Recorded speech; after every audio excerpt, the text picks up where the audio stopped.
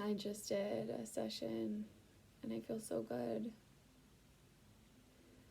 I feel energy flowing from my heart down to my legs and around and in my hands, in my arms, all around. I feel it flowing, and I also feel it just present, warm, loving energy. And it's like, right, if this is always there, like you just feel so good and relaxed. And I just wanted to come on to briefly say that the past few nights, few days of practice have been, not this feeling. But I had to just trust and keep doing it. And that's just, I have to keep doing that for the rest of this program. That's it. It's not about what you end up feeling, although it's really great when you feel what I'm feeling right now. And it's validating. There's still work happening.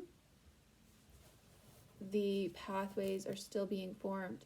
What I did appreciate about my practice today is that prior to sitting down, I reread the pamphlet about understanding limbic system trauma loops, and I read aloud the wellness prayer, which then inspired me to just do my own prayer using the 6-step affirmative prayer method that Agape uses, that is based on the science of mind 5-step prayer, which is the same. It's just the 6th step is the first step added, is gratitude, that was added by Michael Bernard Beckwith.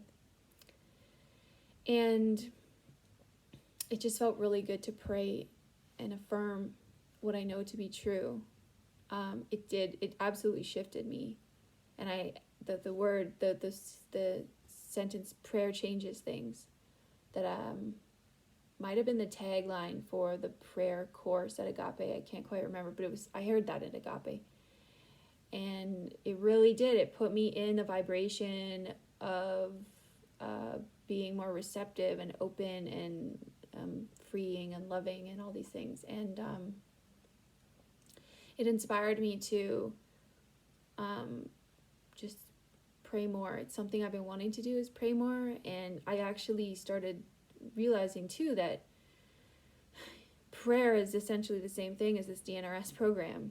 When I am doing the steps of visualization, the future, the past, and the future, and creating those feel-good chemicals, that's exactly what prayer is doing as well.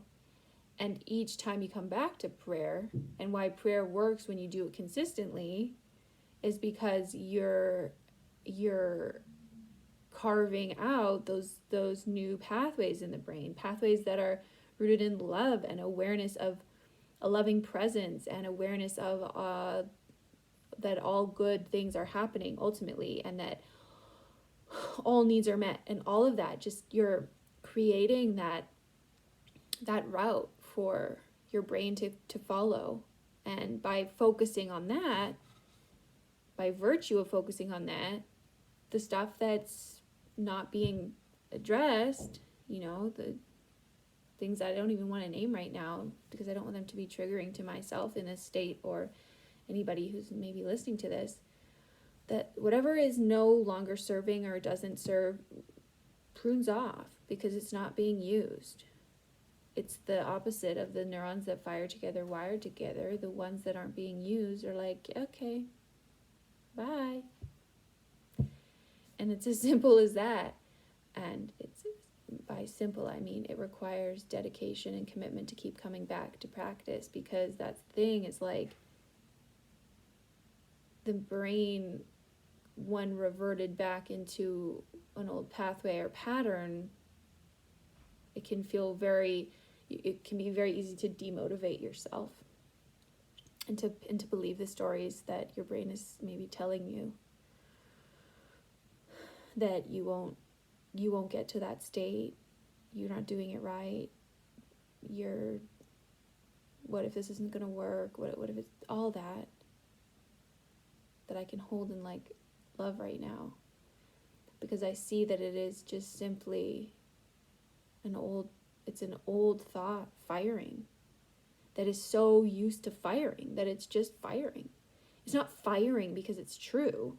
It's firing because it's familiar and it's used to firing. And that is such a powerful piece. The fact that it is not firing because it's true. It's firing because it's familiar.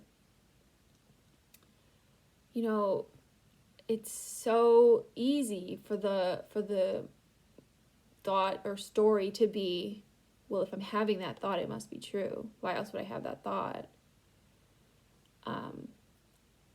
And because I guess, there's been a decent amount of conditioning to like believe our thoughts, to take them seriously. Some thoughts we should take seriously, other thoughts not so much. And learning to discern that is part of the practice, I guess. But yeah, anyway, I'm going to leave it at there. But I just wanted to come on and record this because to my future self, who might be in another place again where they feel like they don't know if this is going to work. They don't seem to be feeling anything. It's been a while they've been practicing and they're not, I got hiccups or something right now. They're not like accessing what's happening, blah, blah, blah. And I know you're going to keep doing it. I know you're going to keep doing your practice, future Jocelyn. I know that because you're committed to this. You're really committed to this. But when it's hard and you're pulling yourself off the couch and forcing yourself to do your rounds, just remember that it is still doing something. It is absolutely doing something. And it is not about the feelings will come. Trust that they will come. Just keep doing the process. Just keep doing the process. And if it helps, pray in before you do your process and read whatever you need to read from the brain retraining. Read your notes that you took while you were watching the brain retraining. Go on the forums. Just be reminded that this does work. This very much works. And you are creating changes in your brain. And you're rocking it. And you're doing a great job. And keep up the good work. Very good. Very good. Yay! Oh, I love you.